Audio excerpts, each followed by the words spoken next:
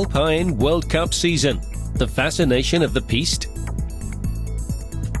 In the interview, Olympic gold medalist Maria Höfl-Riesch. Ms. Höfl-Riesch, there are skiers who say half-jokingly that they chose this career so that they could have the slopes to themselves. Why did you choose this career? Well, it's not a career you just choose like most normal ones. It just sort of happens over several years. At first, it's just a hobby. You start skiing as a kid, and that develops over the years so that eventually it really is a career. For a while, I had two things to worry about, skiing and going to school. Once I left school in 2003, I finally became a professional skier. That became my job. Turning your favorite hobby into a career, that's a huge privilege, and I'm happy and thankful every day that it worked out for me. It's a job that's not without its dangers. The slopes are steeper, more spectacular, although safety measures are also improving. You yourself have had 2 serious injuries, 2 ruptured ligaments. Are you afraid when you're skiing? Well, of course, I was a bit more afraid after the accident. It just takes some time, especially when, like me, you're injured twice in a really short period of time. It takes a while before you're ready to push yourself to the limit again. And the fear never really disappears completely. Someone who has never had a serious injury will always be able to take more risks than someone who has had to fight a serious injury. Equipment plays a big role in your sport. Skis, the suit, and so forth. How much of a difference does it make in a race?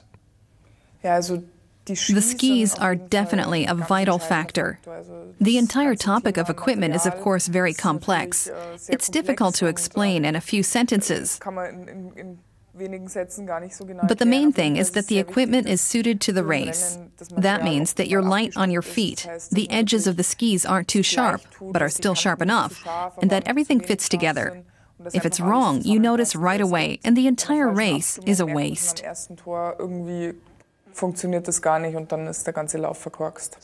You're very strong in the technical disciplines as well as speed disciplines. Am I right to assume that you enjoy the speed disciplines more since you also like to drive fast cars? No, I always enjoy the disciplines that I do best at, and for me that changes pretty frequently. In any case, I'm very happy that I compete in all the disciplines because then you have some variety. And if it's not going so well in the one, then usually it's going better in another. I'm not interested in becoming a specialist. As for my reputation for driving fast, I think I've shaken that image somewhat because, as I wrote in my book, I had my license suspended twice for speeding. But I've learned my lesson. Now I drive normally, fast, but not breaking the law. What fascinates you about skiing?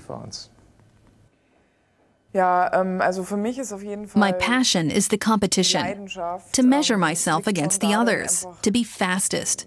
On a closed slope, to find the fastest way from the starting line to the finish. For me, that's the challenge of it. But my fascination with the sport itself is, of course, moving through nature, being in the mountains, enjoying the scenery while also being active. You'd like to see more attention paid to alpine skiing. Do you think it's generally neglected? It's hard to put into words. Our team has been very successful in recent years compared to 6 or 7 years ago, when, unfortunately, not much was going on in alpine skiing. A few people quit. I was badly injured. And everyone said, well, there's not much interest because it's missing the right personalities. But now on our team, there are several people who have achieved a great deal. As well as me, there's Victoria Rebensburg, who won a gold medal at the Olympics. Katrin Hölzer was world champion, and so we've had the chance to celebrate huge successes with this team. But still, it feels like there's not as much interest as there could be. How can alpine skiing be promoted outside Europe and North America, where it's already quite popular? Well, the sport is strong in other countries too.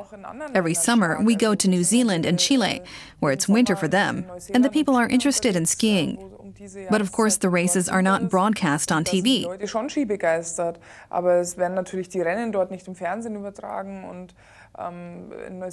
In New Zealand, for example, it's more about slopestyle and snowboarding. I think it's hard for alpine skiing to compete with that because there are all these fun and spectacular sports that are getting popular now. They're what's cool for young people today.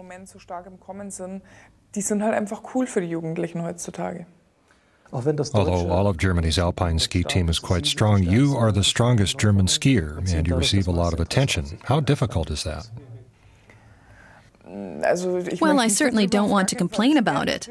Of course, it is stressful sometimes because you have a lot to do and the focus is really on you as an individual. That's nice, but there are times where you'd like to relax, or when athletically it's just not going that well. And of course, then you're open to much more criticism.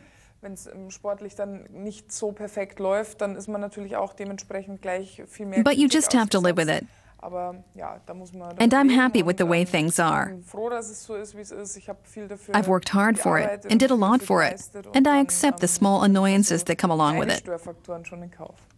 Small annoyances? Well, you're much more in the spotlight. And as a result, an easier target for attacks. And last season, there were a few media outlets that blamed my poor performance on changes that had taken place in my life in the 2 years, and then spread lies about it. They said things like, I'm not focused on the sport anymore. Someone else is making my decisions for me. They said I wanted to break away from the team. Completely made up things that I tried to refute in my book.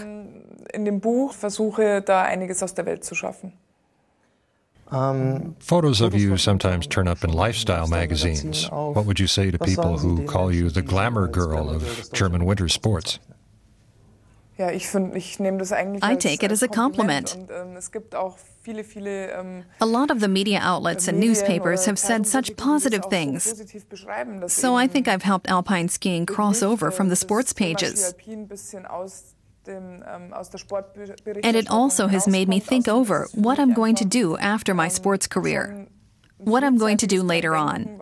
Because I'm certainly not going to give up skiing and then just do nothing.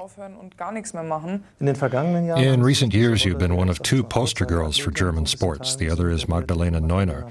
Last season, she announced her retirement at the age of just 25. She said she had achieved everything she wanted to, that it was time. Can you understand her decision?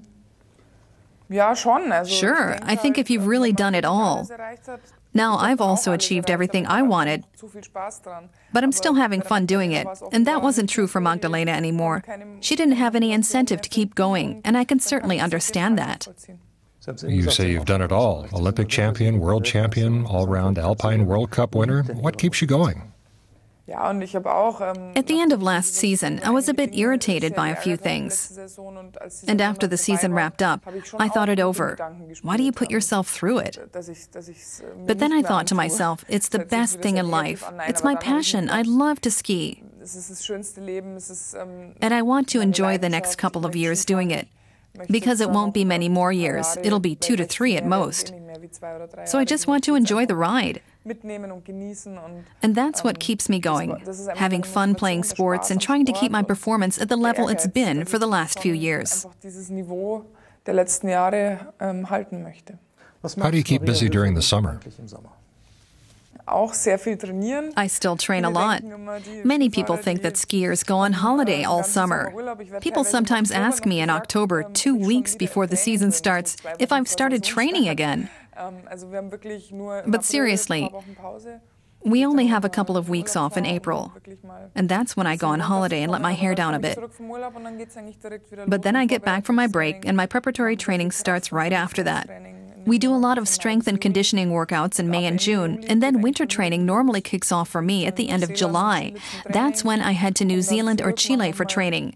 I get back and relax, and then our first race is at the end of October. You once said you spent 300 days skiing every year, but you still find time to get involved in the community. Tell us a little more about that. Well, children are really important to me. That's why I run a project at a German children's charity called Have a Heart for Kids. In the future, I'd love to get involved in the Laureus Foundation's Sports for Good program. Do you want to have children? Definitely. People often ask me that. Of course, I think about it, but I want to wait until after my sports career, and not right after that. I want to wait a year or two.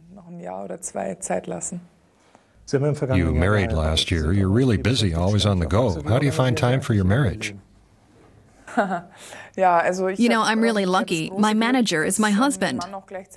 And he's not just my manager. He also works a lot with Franz Beckenbauer. He's been managing Franz for over 10 years. So I sort of share Markus with Franz. But I don't have a problem with that, because luckily Markus is around a lot. And he has to be around a lot.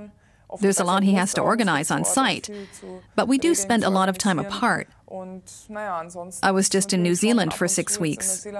He could only come and visit me once, very briefly. Do you have specific goals for this winter? Well, maybe it's a bit too early for me to really set goals.